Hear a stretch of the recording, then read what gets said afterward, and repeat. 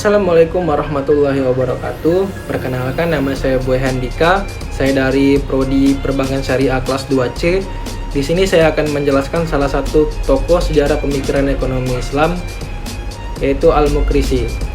Al-Muqrizi atau Taqiyuddin Abu al-Abbas Ahmad bin Abdul Qadir Al-Husaini ialah tokoh ekonomi Islam klasik yang lahir di Barjuan, Kairo pada 766 Hijriah. Keluarganya berasal dari Makariza, sebuah desa yang terletak di kota Ba'laba. Karena itu, ia lebih banyak dikenal dengan sebutan Al-Muqrizi. Kondisi keluarga yang serba berkecukupan membuat Al-Muqrizi kecil harus menjalani pendidikan dengan berada di bawah tanggungan kakeknya, yaitu yang bernama Hanafi Ibnu Sa'id, penganut mazhab Hanafi itu sendiri. Al-Muqrizi muda pun tumbuh berdasarkan pendidikan mazhab ini.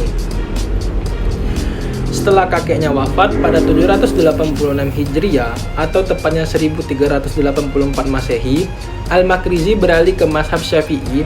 Bahkan dalam perkembangan pemikirannya, ia menjadi condong ke arah mazhab Zahiri.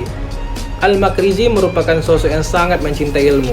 Sejak kecil, ia gemar melakukan perjalanan intelektual. Ia mempelajari bermacam disiplin ilmu seperti fikih, hadis, sejarah dari para ulama. Saat berumur 22 tahun pun, Al-Muqrizi mulai terlibat dalam berbagai tugas pemerintahan Daulah Mamluk. Pada tahun 788 Hijriah, ia memulai kiprahnya sebagai pegawai di Diwan Al-Insyah, semacam sekretaris negara pada saat itu. Lalu ia diangkat menjadi wakil kadi pada kantor Hakim Agung Mazhab Syafi'i, khatib di Masjid Jami Ammar dan Madrasah Sultan Hasan, Imam Masjid Jami Al-Hakim, dan juga guru hadis di Madrasah Al-Muayyadah. Pada tahun 791 Hijriah juga, Sultan Barqu mengangkat Al-Muqrizi sebagai muhtasib, semacam pengawas pasar di Kairo. Jabatan tersebut diemban selama 2 tahun oleh Al-Muqrizi. Pada masa inilah Al-Muqrizi mulai banyak bersentuhan dengan berbagai permasalahan pasar, perdagangan, dan mudharabah, sehingga perhatiannya terfokus pada harga-harga yang berlaku, asal-usul uang, dan kaidah-kaidah timbangan. Pada 811 Hijriah, Al-Muqrizi diangkat sebagai pelaksana administrasi wakaf di Kalenesia sambil bekerja di rumah sakit An-Nuri di Damaskus. Pada tahun yang sama, ia menjadi guru hadis di Madrasah Asyrafiyah dan Madrasah Iqbaliyah. Kemudian, Sultan Malik Nasir Faraj bin Barqub di tahun 1399 sampai 1412 Masehi menawarinya jabatan wakil pemerintah Daulah Mamluk di Damaskus. Namun, tawaran ini ditolaknya.